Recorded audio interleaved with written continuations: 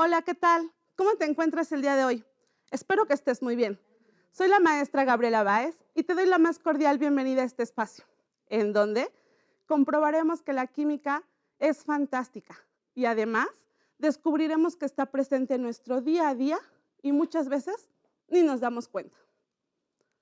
Te recomiendo que tengas a la mano lápiz y papel, pues te será de utilidad para tomar nota de las ideas principales. Si ya estás listo, comenzamos.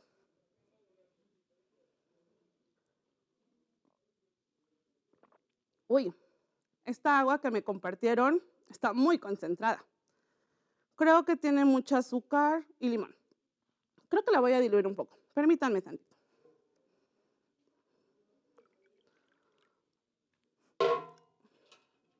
Agitamos muy bien. Sí, mucho mejor. Fíjate que esto me recordó a lo que un día mi abuelo me contó.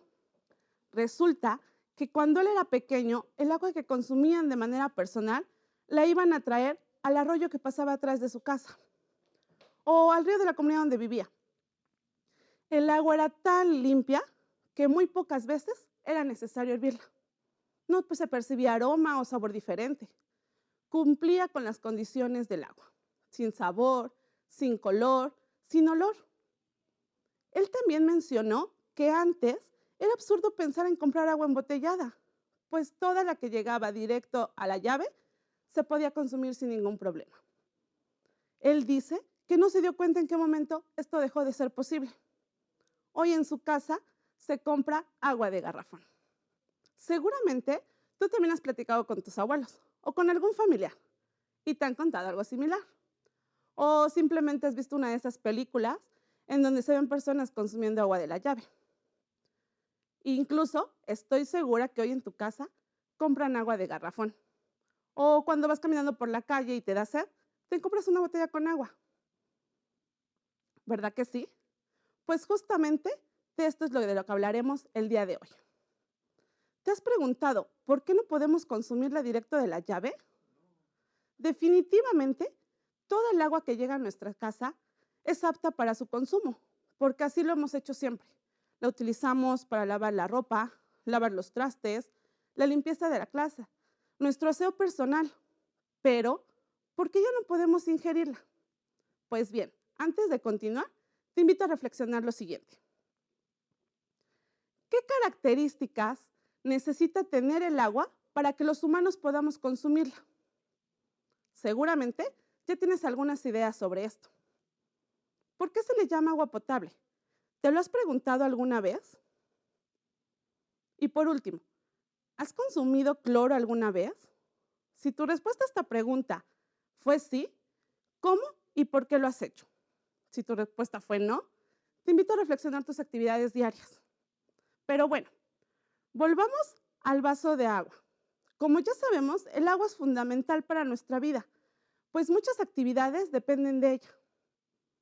Sí, así es. Para nuestra salud es fundamental. Pero, ¿qué tal si imaginamos que trabajamos en una purificadora de agua y nos piden una docena de garrafones? ¿A cuántas piezas equivale esto? Tienes la razón. 12 piezas, ¿verdad? Y si nos piden un par, muy bien, le daríamos 2 piezas, sin problema. Pero, ¿qué tal si llega un cliente y te pide 6.022 por 10 a la 23 moléculas de agua? ¿Qué le darías al cliente? ¿Ya lo pensaste? Piénsalo muy bien. Sí, así es. Te acaba de pedir un mol. Y un mol, según el Sistema Internacional de Unidades, es la unidad en que se mide la cantidad de sustancia. Es decir, el número de partículas, átomos o moléculas que hay en cierta cantidad de la sustancia. En un mol de cualquier sustancia siempre existe la misma cantidad de unidades elementales. Y esto coincide con el llamado número de Avogadro. Justamente, esta constante se le atribuye a Amadeo Avogadro, un científico italiano que propuso por primera vez en 1811 que el volumen de un gas a una determinada temperatura y presión siempre contiene el mismo número de átomos, partículas o moléculas. A esto lo determinó como el llamado número de Avogadro, 6.022 por 10 a la 23. Pero bueno, volvamos a el vaso de agua, a la purificadora. Recuerda que te pidieron 1 mol de agua. ¿Qué líquido le darías al cliente? Bueno, pues para saber qué cantidad de líquido de agua le daríamos a ese cliente, necesitamos tomar en cuenta la fórmula química del agua, en este caso H2O. Partiendo de ella, podemos decir entonces que en la fórmula química del agua existen 2 átomos de hidrógeno y 1 átomo de oxígeno. Ahora, necesitamos apoyarnos de la tabla periódica de los elementos, de donde obtendremos la masa atómica de cada uno, obteniendo entonces que para el hidrógeno tenemos una masa atómica de 1 gramo y del oxígeno tenemos 15.9, que para fines prácticos lo utilizaremos como 16 gramos. Pues bien, con estos elementos basta tomar en cuenta el número de átomos que hay en la fórmula y su masa atómica. Por lo tanto, realizaremos una multiplicación, multiplicando la masa atómica por el número de átomos, teniendo que para el hidrógeno, 1 gramo, que es la masa del hidrógeno, por 2 átomos que están contenidos en la fórmula, nos da como resultado 2 gramos. Y para el caso del oxígeno, multiplicaremos 16 gramos, que es su masa atómica, por 1 átomo, dándonos como resultado 16 gramos. Ahora, solo basta sumar estos resultados. Entonces tenemos que 2 gramos más 16 gramos es igual a 18 gramos. Estos 18 gramos son lo que representa 1 mol. Entonces, ya podrías despacharle al cliente que te pidió 6.022 por 10 a la 23 moléculas de agua. Pues entonces, de acuerdo a la densidad del agua, podrías darle 18 mililitros. Una cantidad muy pequeña, ¿verdad? Pero, ¿por qué no vemos este ejemplo de la densidad y la masa molecular en una unidad común para todos, el litro? Y para determinar cuántos moles existen en 1 litro de agua, primero debemos de convertir ese litro de agua a kilogramos y gramos. Entonces, tomaremos en cuenta que en química la densidad está representada por la letra griega ρ y que la densidad del agua es 1 kilogramo sobre litro. Entonces, podemos aplicarla en la fórmula que dice ρ igual a m sobre v. De modo que en esta fórmula, ρ es la densidad, m es la masa y v el volumen, teniendo entonces que lo que queremos obtener es la masa. Por lo tanto, despejaremos a m pasando a v del otro lado de la igualdad, pero con la operación contraria, dándonos como resultado entonces la fórmula siguiente. Densidad por el volumen es igual a la masa.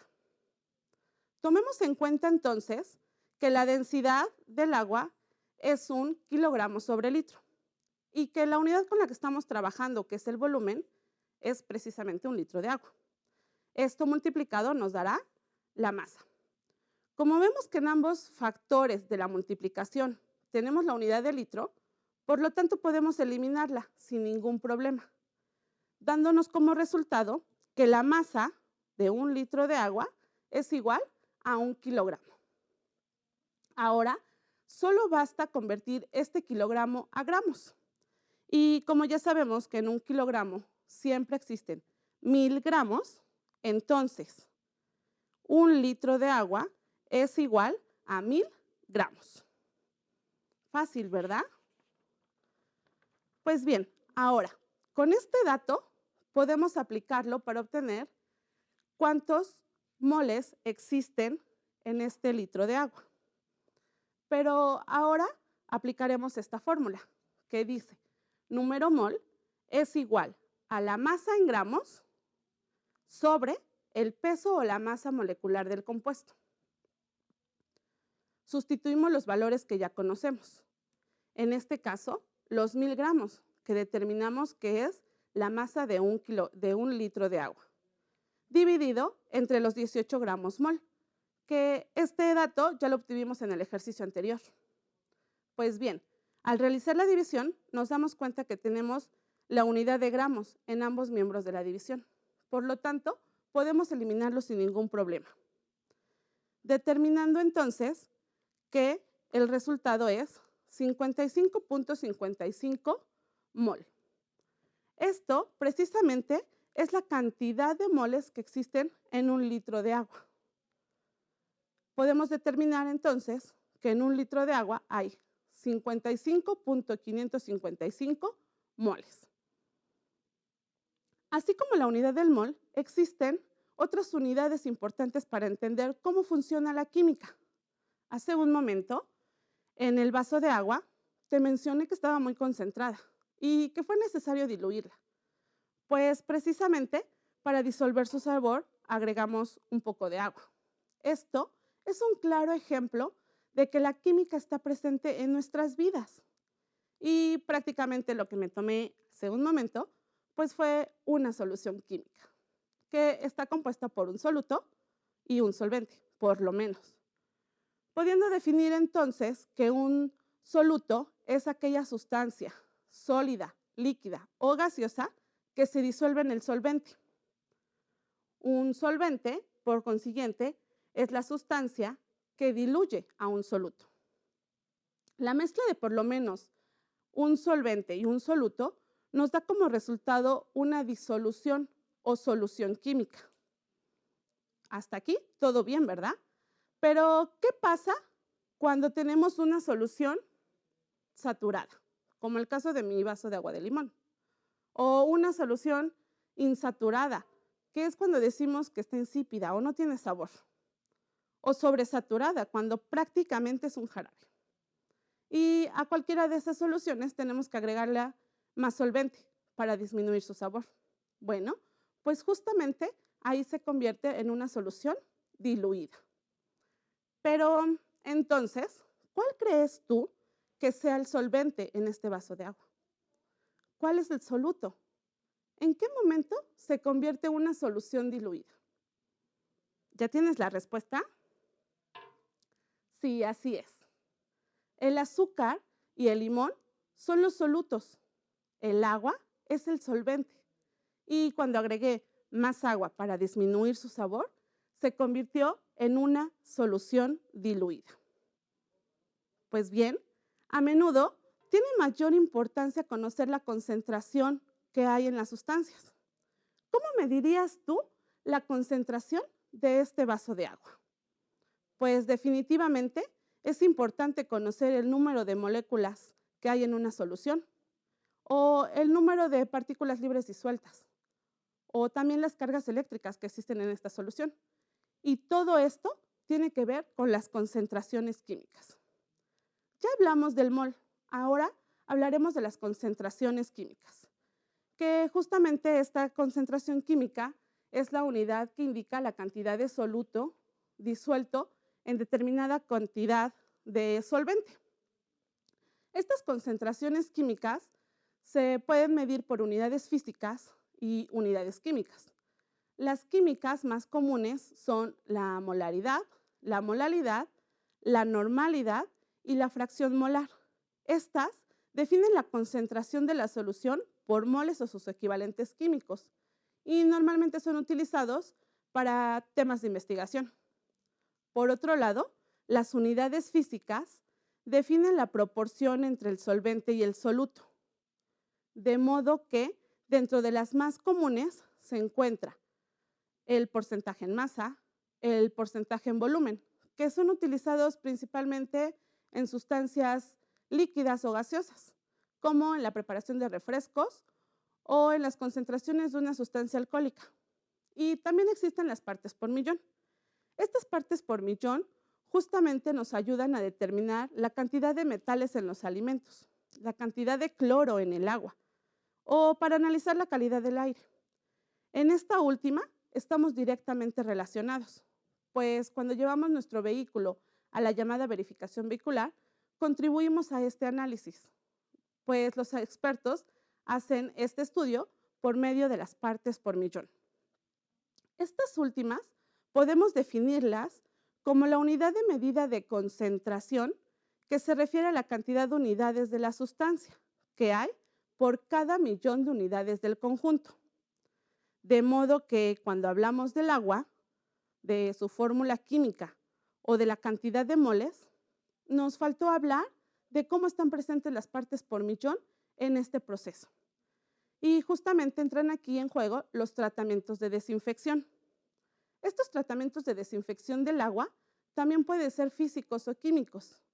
Físicos, tales como radiación gamma, radiación X, radiación ultravioleta o esterilización térmica. Y también están presentes los químicos, que pueden ser por medio de metales pesados, ácidos o bases, halógeno, ozono, hipoclorito de sodio y cloro. Estos últimos son los conocidos mayormente, pues el cloro y sus derivados son los agentes desinfectantes más utilizados a nivel mundial, incluso en las purificadoras de agua. Justamente cuando hablamos de cloro y de hipoclorito de sodio, hablamos de lo mismo, pues lo que habitualmente conocemos como cloro prácticamente es una mezcla de hipoclorito de sodio y cloro. Esto lo puedes ver en las etiquetas de los productos que consumes en casa. Pero para entender la potabilización y por qué la importancia, vamos a realizar una práctica que nos permita observar las partes por millón presentes en un litro de agua. Para ello, vamos a utilizar cloro de uso doméstico, con una concentración del 4 al 6%, que normalmente así viene, y sobre todo sin aromas. Hoy en día, la mayoría de los productos que consumes en casa ya contienen esta información.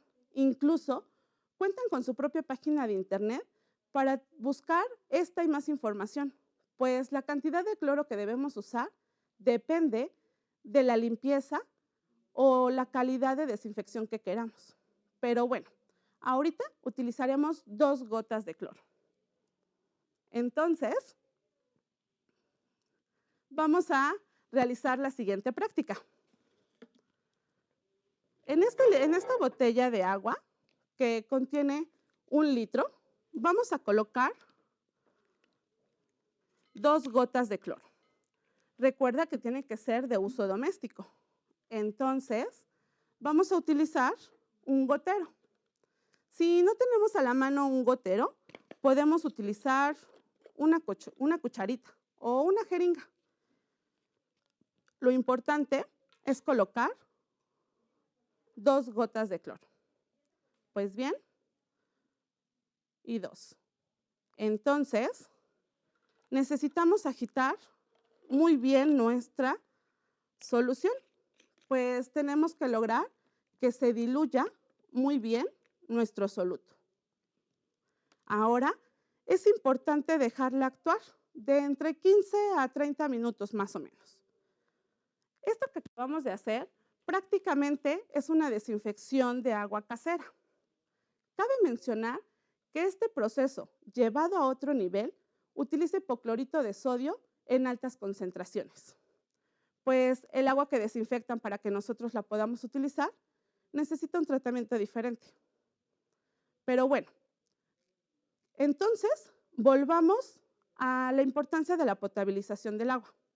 Pues cuando hablamos de agua potable, hacemos referencia a aquella que ha sido debidamente tratada y que ha pasado por un proceso de desinfección y que pues ya se encuentra en condiciones óptimas para su consumo, tal y como lo establece la norma oficial mexicana, que dice que la concentración de cloro libre residual debe estar de entre 0.2 y 1.5 miligramos sobre litro. Justamente aquí las partes por millón juegan un papel muy importante, pues los límites están definidos en miligramos sobre litro. Pues bien, hemos hecho una práctica casera que nos ha permitido comprobar y observar que las partes por millón están presentes en nuestra vida diaria. Y aunque muchas veces no analizamos los productos que consumimos o los productos que ingerimos, es de suma importancia entender que la química está presente en su elaboración. Pues bien, antes de concluir, te invito a reflexionar lo siguiente. ¿Qué pasaría si excedemos el consumo de un soluto, por ejemplo, de cloro en el agua? Sí, así es. Podríamos causar daños en nuestra piel. Nuestra ropa podría tener decoloraciones. Seguro te ha pasado una que otra vez. Pero sobre todo, si consumimos agua demasiado clorada, podríamos causar intoxicaciones en nuestro cuerpo, pues el cloro es un agente oxidante. Ahora, ya sabes la importancia de conocer y calcular la masa molecular y de conocer la concentración de las sustancias que utilizamos día a día, pues es importante saber que si excedemos el consumo de algún soluto en algún solvente, podemos ocasionar daños irreparables. Ahora, cuando te pregunten si has consumido cloro alguna vez, puedes afirmar que sí, pero de manera controlada del agua que consumes y sobre todo responsable, porque utilizas la cantidad debida en las actividades diarias. Recuerda que el exceso de un soluto en un solvente ocasiona daños, tal como lo sucedido en el río Tinajas, en Sonora, el 6 de agosto del 2014, con el derramamiento de sulfato de cobre, situación que a la fecha ha dejado inhabilitado el uso de sus aguas. Así como este ejemplo, hay muchos otros. Te invito a que investigues la contaminación de Jales por la minería mexicana, o qué es y cómo se contabiliza la llamada huella de carbono, pues estoy segura que esta información podrá ampliar tu conocimiento adquirido en este espacio. Platica en familia. Recomienda el uso adecuado de los solutos, no solo para desinfectar el agua, sino también para desinfectar las frutas y verduras que consumes diariamente o para limpiar los espacios y objetos que utilizas en tu vida diaria, pues esta práctica hará de tu vida más saludable. Fue un placer compartir contigo este espacio. Soy la maestra Gabriela Báez y no me queda más que decirte que la química es fantástica. Cuídate y cuida a todos los que te rodean. Hasta la próxima.